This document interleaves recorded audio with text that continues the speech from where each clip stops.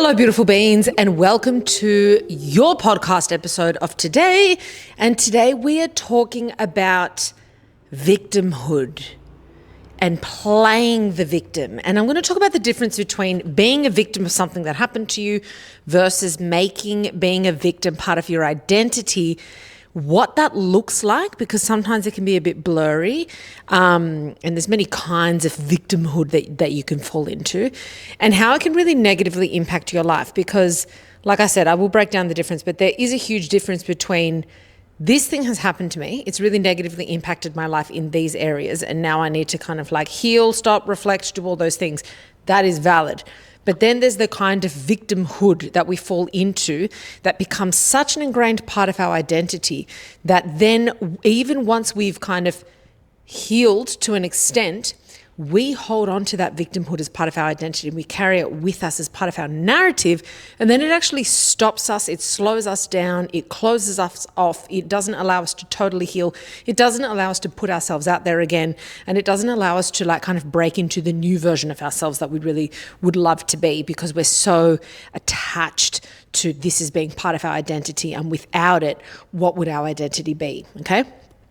I'm going to give you very specific examples of this so you can really identify it within yourself or even with other people, so you can really know what that looks like. And if you are someone that's like, I feel like I have been playing the role of the victim and now it's causing me to be a victim to my own circumstances, like this role has now made it worse for me, how the fuck do I snap out of it? You're in the right place.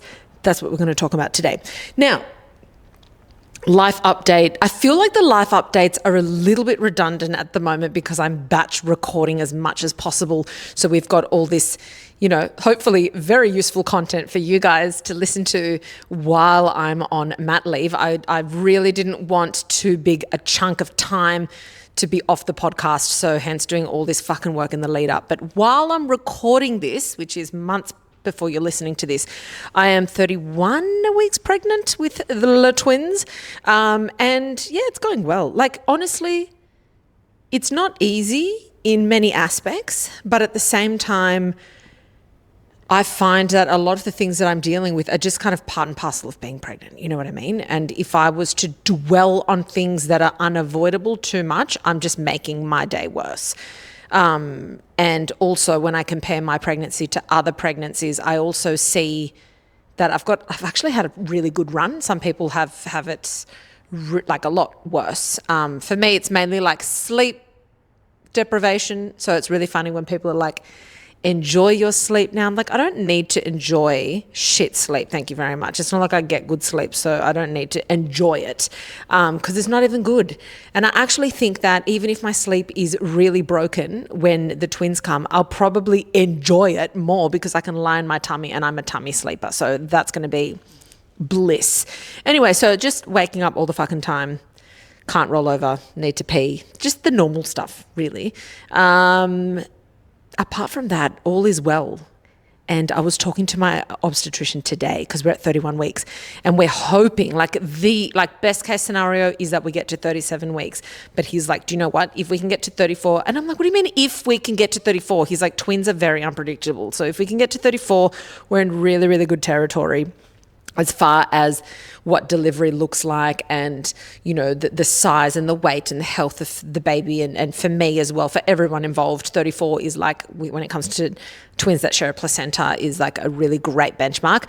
And then from 34 to 37, anything's kind of like a bonus. That's kind of how he's explained it to me. So hectic. I'm like, surely we'll get to 34. He's like, yep, that's what we're hoping for. I'm like, what do you mean hoping? Like, is this not short? Like, surely. So stay fucking tuned, guys. That's why I'm like going crazy recording all these episodes in advance. So moving along, let's talk about very quickly. I'm not going to go too in depth, but I did want to touch on this about creatine and the possible benefits of creatine on the brain, because we know that creatine is great for the body. There's such a body of evidence out there with creatine that if you are not taking creatine, this is one of the supplements that I think is kind of something that would actually serve people to take as a supplement, because creatine does exist within our diet, for example, in red meat, but you would need to be eating exorbitant amounts of red meat to get the benefits that you could by just getting a creatine supplement and how that affects your muscles. So, there's a lot of things that I think we don't really need to be supplementing for if you have a robust enough diet. Whereas I think with creatine, that's something that's so easy and effortless to do. And if you have the means and can, then to supplement with creatine is great. But we know, well, maybe we don't know. So we're going to talk a little bit about creatine, and then I'll talk a little bit about creatine for the brain, okay? And if you're an ADHD girly or boy, stay tuned.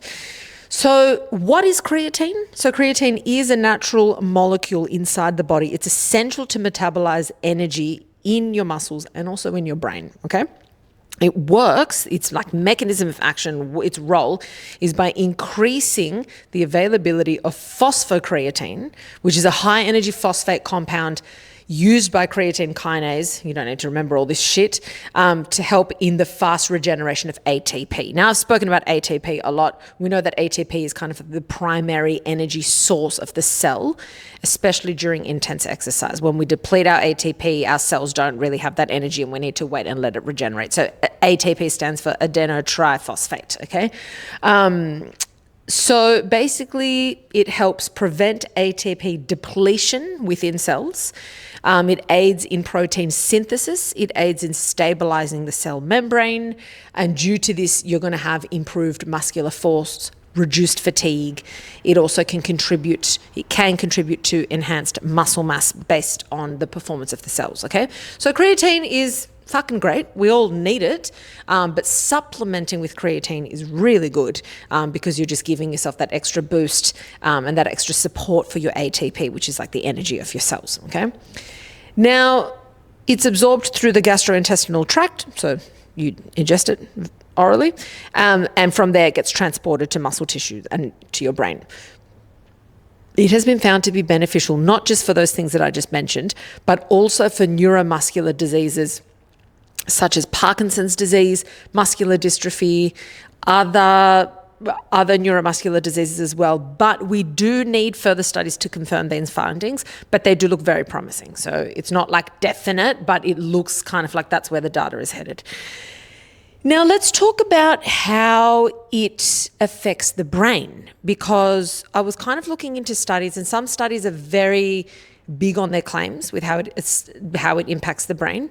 And it's not to say that it's not good for your brain. It's just that I feel like a lot of these studies need to maybe be read a little bit more depth, or we need more time for these studies to show us more data. And also a lot of the studies that are done are maybe only in rat models, and then they're not translated across yet to human models. So while we can learn a lot about rat models, it's not a direct translation. That's where a lot of studies kind of like don't go any further, because we get all this data in rats and mice, and then we bring it across to humans, and sometimes it translates, sometimes it doesn't translate. But what the current literature is saying is that creatine can improve cognitive function. But more interestingly, and this is where the data really is headed, is that if someone is suffering from stress, chronic stress, they're under a lot of stress, taking creatine helps you cognitively function more optimally, okay?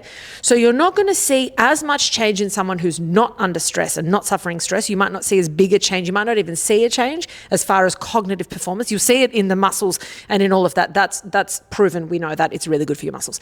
But as far as the brain, we might not see that much cognitive enhancement in someone who doesn't have stress. But for those of you that are stressed, when the brain is under a lot of demand, emotional stress, cognitive stress, taking a creatine supplement helps them deal with the stress load and the emotional stress load a lot better, and they notice the benefits, okay? So that's where we're really seeing this. And also, it's not just emotional stress. We're talking about all kinds of stress on the brain. We also see that taking creatine after neurosurgery, concussion, people that suffer from headaches and regular headaches, intense headaches. I don't know about migraines, but possibly migraines, but don't quote me on that. It's been really beneficial for that. It's also been found in some studies to be beneficial with postpartum depression as well, taking creatine. So that is really interesting to note. It's almost like when we're talking about energy depletion and, protecting against total depletion, it kind of makes sense because you look at it from what that does for your muscles, and then you look at it how that would apply to the brain, and it kind of makes sense in that regard. Now, the interesting thing here is that there are some studies that are leaning towards, and again, it's not like a definite, but when I spoke about with people with ADHD, is that creatine may be an aid for people with ADHD as well, because of the mental load and because of the mental stress. A lot of people, not everyone, but a lot of people that have ADHD might have more of a mental load and more stress because they find that they're not across all the tasks in the way that they would like to be, or that they're forgetting things, or they're not getting things done. So therefore it is increasing their workload and their stress load, and taking creatine can kind of help even that out and improve their cognitive performance as well. So if you're like, well, it can't hurt me and it's accessible and I have ADHD and I'm under a lot of stress, why not give it a fucking go? Do it and try it for like a couple of months or a month and see how you go, and let me know, because I'd be very interested. Now, we are getting into the podcast episode topic of the day, which is all about victim. You don't have to be the victim. It doesn't have to rule your life anymore. You can be empowered. So let's get straight into it. So, like I said, I want to make it very clear that people can go through really horrible things in their life. Unfair, traumatic things. This is really being a victim, right? Of abuse, a victim of loss, betrayal, injustice, neglect. That is when you actually are a victim, right? So being a victim in and of itself is not a bad thing, obviously, right? Because you are the victim and you didn't cause this thing. Otherwise, you wouldn't be the victim, technically. But there is a difference to someone who has been a victim and that has then had repercussions on their life, versus someone who makes victimhood their identity and using that identity in order to avoid accountability, growth, or change. There is a big difference there, because there are many people out there who have had insane injustices that other people can't even fathom, who are the opposite and who don't use that as a tool to block them, but instead almost use that as a driver to go further in their life, okay? But then there's the other population of people that will use victimhood as something to be like, I shouldn't have to do that. Like they almost like play it small, and because it represents so much safety, then it's really hard to break out of that, okay? So playing the victim is, let's get really clear on this. Playing the victim versus being a victim of something that legitimately has happened to you. But playing it is a strategy, okay? One that works at first, but then its effects fade the more you use it. Okay, so it's kind of like, and I'll go into it in the example of like the friend that plays the victim all the time. I'm going to go into that in depth. But it's kind of like initially when someone's a victim, they're going to get more assistance, more pity, more help, more whatever. And then people get used to that. So then they play it again, and then they play that card again, and they play that card again. And then people start like tapering off. They're like, oh, whatever, I'm over this shit. Like it's just a broken record. So then in order to get the same help and the same attention and the same like other people taking accountability, you not having to do it, you then have to play that victimhood harder. In extreme cases, you then get those people that play the victim so bad, but then lean into kind of lying about their situation to be even more of a victim. And then that turns into like kind of borderline pathological lying, so they can continue sitting in that victim role, okay? But that's in extreme cases. So that's what I mean by the effects fade the more you use it, so you have to play that card harder and harder and harder to get the same outcome that you want to get. So the repercussions are you stay small to avoid risk, you complain instead of changing, you manipulate people into walking on eggshells around you, you tell stories that always make you kind of like the martyr of the situation without ever evolving. You're never responsible for what happened. Like when you tell stories to other people, when you tell your story, there's never any accountability. There's never any true responsibility. And the thing is, for us, sometimes we will play the victim so hard in something that happened because initially it was unfair. But then instead of thinking, yeah, this is fucked, I was the victim. I got fucked over in that situation, in that contract, in that relationship, with my family, whatever. But the issue is that fine line of what am I going to do about it now? Because even though it wasn't my fault what happened, it is my responsibility with where my life heads. And life is not about being fair, but life is about you taking control whenever possible, and if I choose not to take control and choose to bang on about the fact that this wasn't my fault and I shouldn't have to fix it because I didn't cause it, then unfortunately you then get stuck in this situation of feeling like I've been hard done by. And you have potentially, some people have not been hard done by and they just play the victim card so hard and it's so infuriating, but a lot of people have. But it's still your job to do something about it, unfortunately, because more often than not, the ones that hurt you are the last people that are going to right their wrongs and fix it for you. They're not, okay? So it's your responsibility. So, we have to be so careful of how we make it part of our identity, and not getting used to this pity or fishing for pity from other people. When you could potentially start to build on your own independence and stand on your own 2 feet, am I leaning too heavily on other people doing things for me or feeling sorry for me or making kind of allowances for me, right? Because if we do that too much, going at it alone and really just carving your own way and doing all the hard work emotionally as well starts to feel like really, really daunting, okay? It also gives you attention. It gives you a lot of pity. It puts the responsibility on other people so you don't have to worry about being accountable and making all the changes. It stops us from seeing where we were accountable within our life. If we did have any ownership or accountability or could have accountability, it blocks us from seeing that. So then we don't change. Now, pity is really dangerous because it can really keep you stuck in scarcity, okay? You're attracting attention based on what is wrong and not what could be changed or what is possible. So when you are fishing for pity, it's not really that helpful to an extent, okay? Versus someone actually being a victim of something horrible that's just happened and then people feeling sorry for you and going to help you and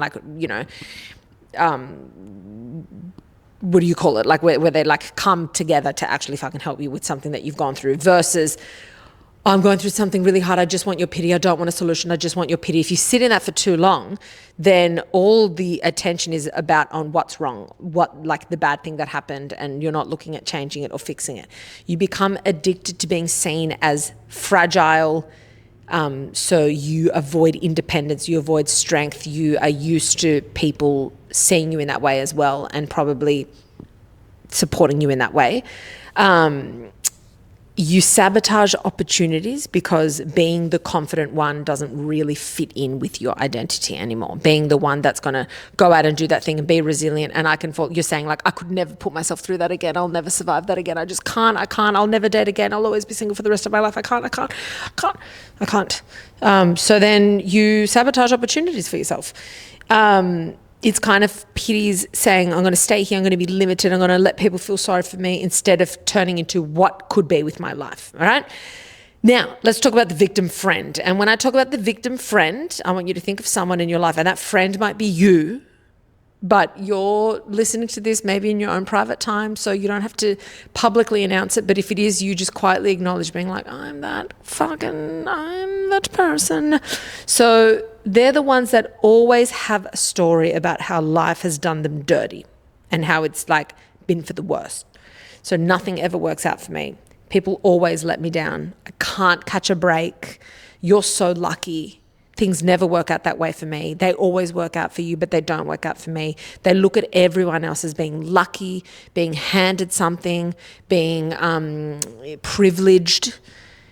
And their narrative is everyone else is more privileged than me. Everyone is luckier than me. Things just don't work out for me that way. And at the beginning, you feel bad for them. You're like, fuck, mate, that's fucked. You want to help them, but eventually you're like, you are a drain. You are sucking my soul every day. That's what it ends up feeling after like a while. Because no matter what advice you give them, you can offer them help, you can offer them support, but you see them kind of always circling back to that same place, never really changing, always like all the conversations always go there, and there's no proactiveness about where they're heading with their life. They're like helpless, they're stuck, they're resigned to that part of their life. And it's exhausting to be around these people because you end up in this loop of like trying to help them, but they're not going to take the help, but then they're going to keep leaning on you to complain about the same things. And you're like, well, I'm kind of stuck here because now I'm listening to the same thing again and again and again. I also can't help you because you don't want to take the help, or maybe my help isn't valuable. So I don't really know what to do.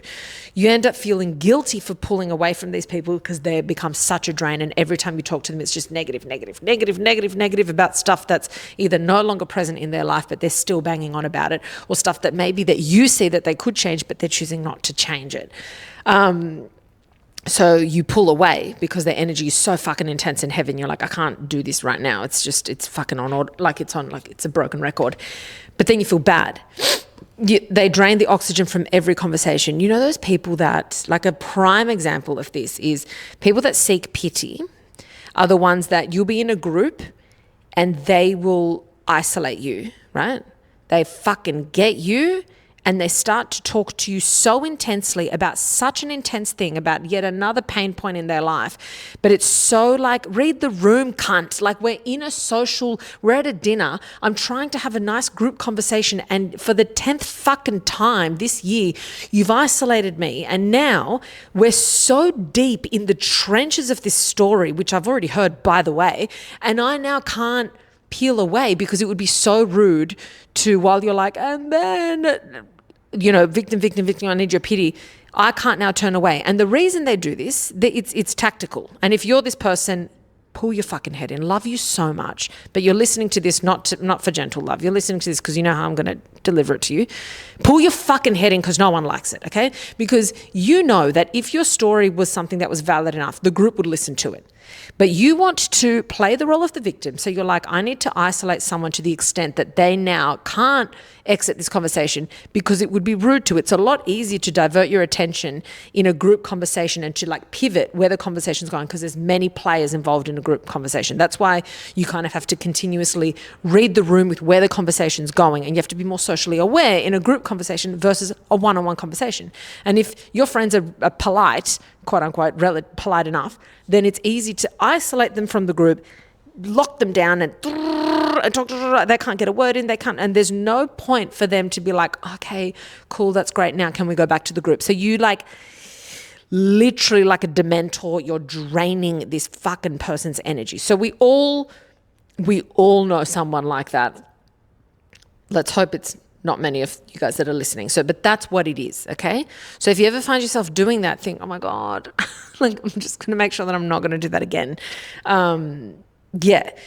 You then, so if you're the friend, you then start to feel like you're the bad guy for setting boundaries. Like for me, with those people, as much as I love them, I'm like, unfortunately, I'm going to make sure that I sit on the other end of the table if I'm at one of those things, because I've come to this social gathering to actually socialize, not to listen to the same story for the 10th time in a corner where I can't get a word in, you know. So then I start to set those boundaries. I start to pull away. I notice myself like not engage in conversations because I'm worried that I'm going to get ambushed, that kind of thing. And that's terrible. You know what, you feel bad, but you don't, like your friends feel bad. If you're that person, they feel bad, but they also like, I also don't want to sacrifice my entire night because it's the same fucking shit and you're always playing the victim and it's really exhausting. Okay.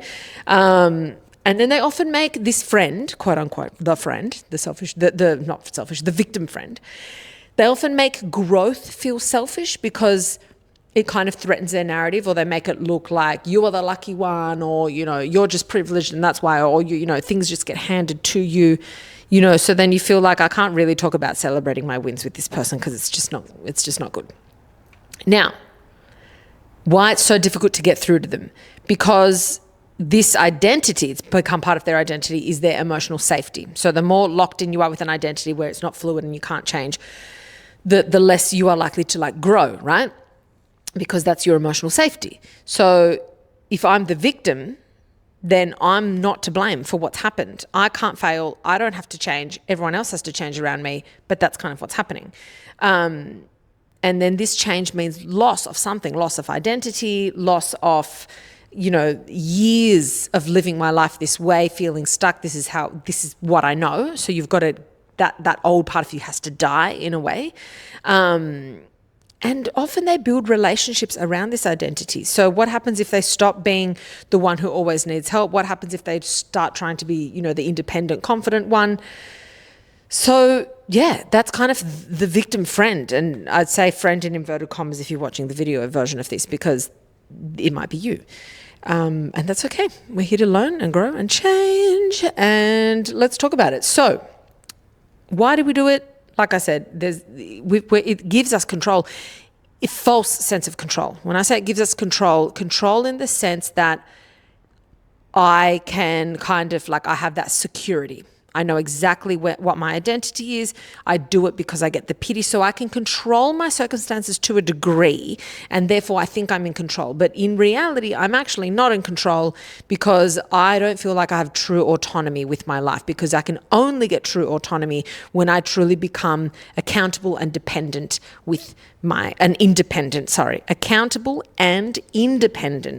with my feelings and with where I'm heading in my life. If I'm always playing the victim, I'm actually saying the power is in someone else's hands.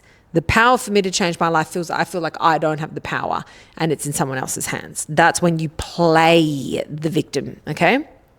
It feels comforting at first because of the sympathy, a sense of certainty, of course, attention. It gives you a reason for why things haven't worked out. Like, I was wronged. People always hurt me. Life is unfair. I knew it. I saw this coming. Like, it actually gives you a reason. So it's settling in a weird way. Like, the reason things haven't worked out is because of all these things, not because of my actions, but because of all these other things. You don't have to risk failure, rejection, all those things that feel extremely uncomfortable, vulnerability, because you've already claimed I'm powerless in this situation. I don't have the power. I never had the control. So you don't have to then risk that again. So that's why we fall into it. But like I said, it is a trap because you kind of then see life through a particular lens. You stop kind of participating in your own healing, or you don't try to heal, in any way, shape or form. And then you're kind of like a what do you call it? A supporting role in your own life, which is not ideal. So signs that you've internalized victim identity. You tell the same story over and over again, not for clarity, but for validation, okay? So you're not trying to seek clarity when people ask you questions and you don't want their help, you just want to tell the story. That's strengthening your identity. You reject solutions, so you don't want advice, you just want people to agree that you've been wronged. And it's okay to vent, because I always say sometimes the last thing we want is a solution when something has just happened. Like, if something has just happened to me and I'm frustrated, I'll say to Tyrone, hear me out, I just need to vent. And then I'll say, I'll probably want to discuss a solution maybe a bit later. So like, that's okay. But if I'm doing that again and again, it's the same story, and I'm again and again and again, it's going to be very frustrating for him, because he'll be like, cunt, sort your fucking shit out. We either talk about a solution or shut up. Like, what do you want, right? It's annoying. So when you're constantly rejecting solutions, you don't want to hear it. You just want to talk about the pain that you've been wronged. You feel like everything is happening to you, not because of you, but it's all happening to you. You have no control. You expect other people to fix you, to fix it, to rescue, or to kind of make up for what you've been through. Like, you think, I've been more wronged than other people, so therefore they need to make up for it in other ways. Like, they should be there for me, but then you don't think, should I actually be there for my friends as well? Sometimes you get so sucked into being the victim that you then find it difficult to identify when is a good time for you to actually step up and be there for your friends when they need you, right? And you secretly resent, this is a big one, the big warning flag that you're falling into this victimhood identity. You secretly resent people who seem fulfilled, happy, and who have like freedom in their life. It is costing you opportunities because you don't trust, right? So you don't put yourself out there. It's costing you like risking things in a good way, like taking good risks, intimacy, responsibility. Responsibility, like to be responsible for things is such a flex, because it means that you have autonomy. If you're not responsible for anything, you don't have autonomy. And when you play this card, you are rejecting responsibility. You start to attract people who validate you being stuck in this place, and then you start to push away the people that could actually help you pull yourself out of it. And then because of that, you just stay in the same cycle that is going to confirm this identity.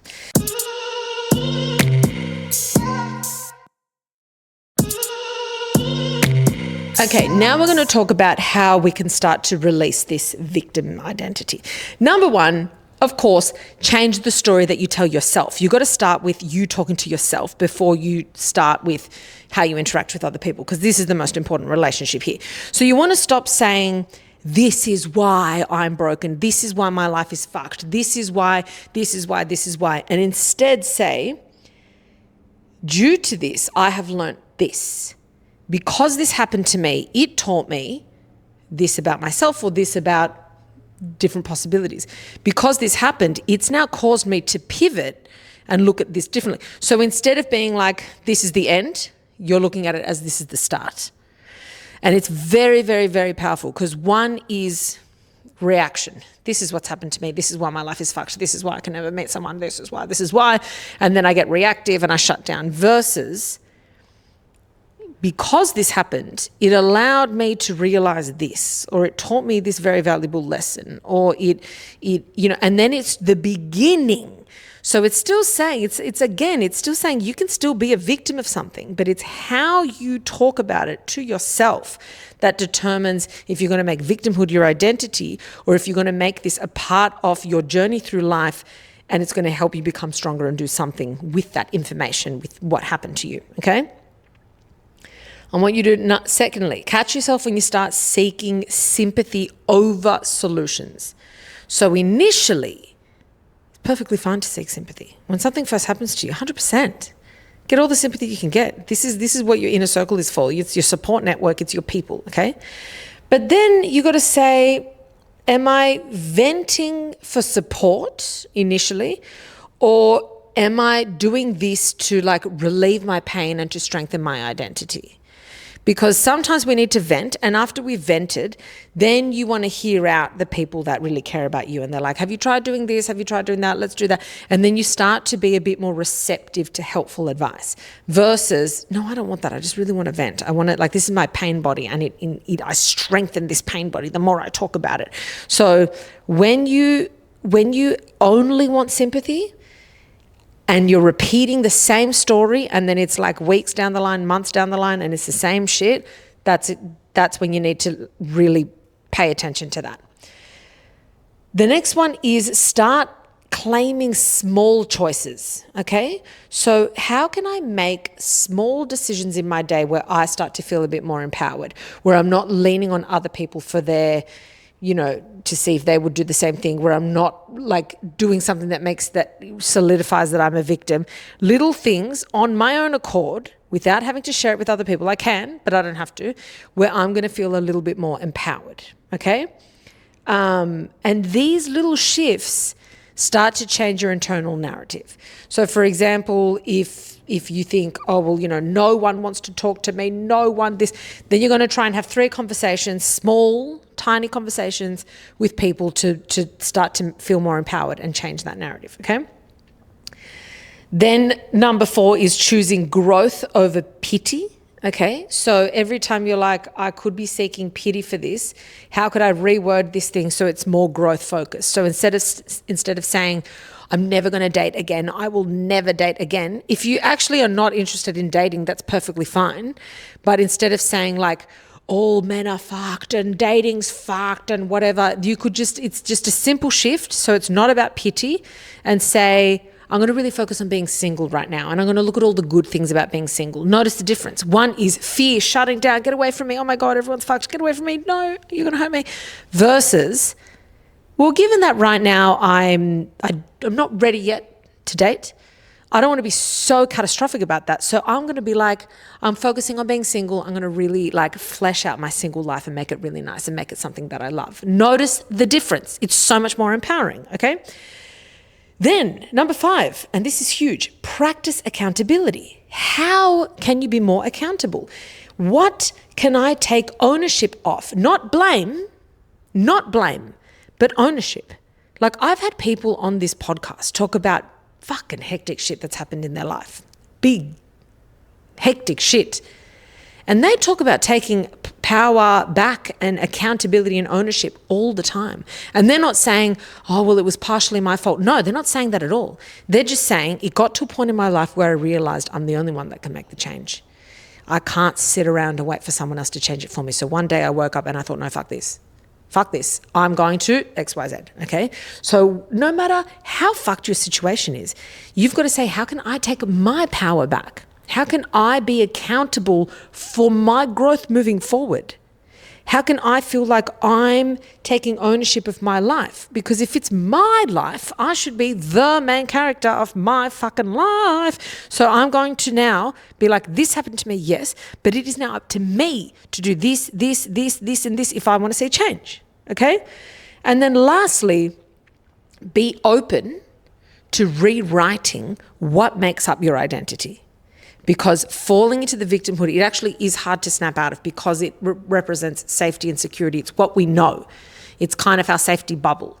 And to snap out of that is not easy. So you've got to start to look at like, how can I be open to rewriting this? Okay. So like look back on times that you've used victimhood and how it's actually stopped you from doing things or from socializing. Like let's say, you're like, oh, I don't want to socialize because this and this and you're playing the victim, and then your friends are like, well, we're all going to go to this event. Do you want to come with us? No, because of whatever. And you want to sit at home and sulk because you think everyone's now going to feel sorry for you and bad for you. But then they all end up going and they're all having a really good time. They probably haven't really thought that much about you while they're there. And you're the one suffering at home being like, I was just playing the victim role so hard that now it's backfired and now I'm just like really isolated and I'm not putting myself out there and experiencing new things. Or, you know, you shut people down. You don't want to date. You never want to date. But it's not because you're focusing on working on yourself. It's because you're like, everyone's going to hurt me and someone needs to prove me wrong, but I'm not going to let them have the chance to prove me wrong because I don't let people in. And then you're absolutely missing out because it's different to be like, I'm just not in a place today, but I'm really like, I'm growing, I'm doing all these things. You're still sitting there suffering, okay? So reflect on times that you have used victimhood and how it stopped you from doing things, you know, basically where you've avoided experiencing the spectrum of emotions that's available for you to experience, because life isn't about protecting yourself from pain and from discomfort. Life is about moving through these things and gaining experiences and growing and becoming adaptable and versatile and resilient and all of the above, okay?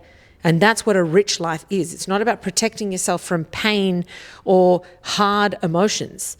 You know, you never want to be fully protected from that because it's due to these things that we can grow, and then we have the really good emotions as well, okay?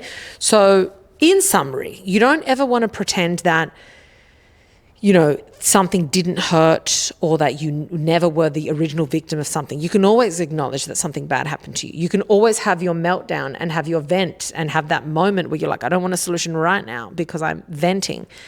But then it's like, when is that turning point for me where I start turning what happened to me as part of my identity and I give the power to the pain instead of saying, no. I'm going to take the power back and I'm going to use this pain as something that can fuel me or teach me or direct me or whatever. When is that turning point? Okay.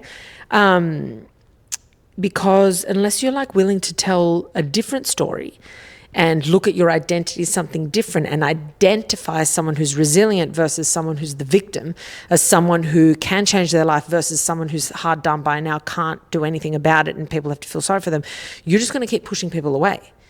And that's the opposite of the original idea of playing the role of the victim. Playing the role of the victim is because you want people to come to you. But unfortunately, it eventually backfires. So, you know, being a real victim versus playing the victim is very different. So when are you going to break out of that identity and start to like get closer with your, you know, inner circle, get more vulnerable, do the hard yards, take accountability, be more independent? When is that going to happen? I hope that was helpful. I hope that episode either was like, that is my fucking friend. I need to anonymously send this episode, and hopefully they'll have some self-awareness and they can actually make a change. Fingers crossed. But yeah, hopefully, I don't know. I just hope that struck a chord. And yes, that is all for today's episode. Also, we're doing a whole bunch of head noise episodes. So if you do have any questions that you would like to write in, you can either send a voice message at www.dyfmpod.com. You can submit a 90-second voice message, or you can email in your fucking question to info@dyfmpod.com. That is all, guys. Love you so much. And as always, thank you so much for tuning in. Shout out to my beans around the world. Shout out to my Swedish beans. We're doing a global bean shout out. I used to do these all the time. Beans in Sweden. Love you so much. And that is all for today. So as always, remember, be kind to yourself, be kind to your brain. Don't take shit from anyone, and especially don't take shit from yourself. Don't care.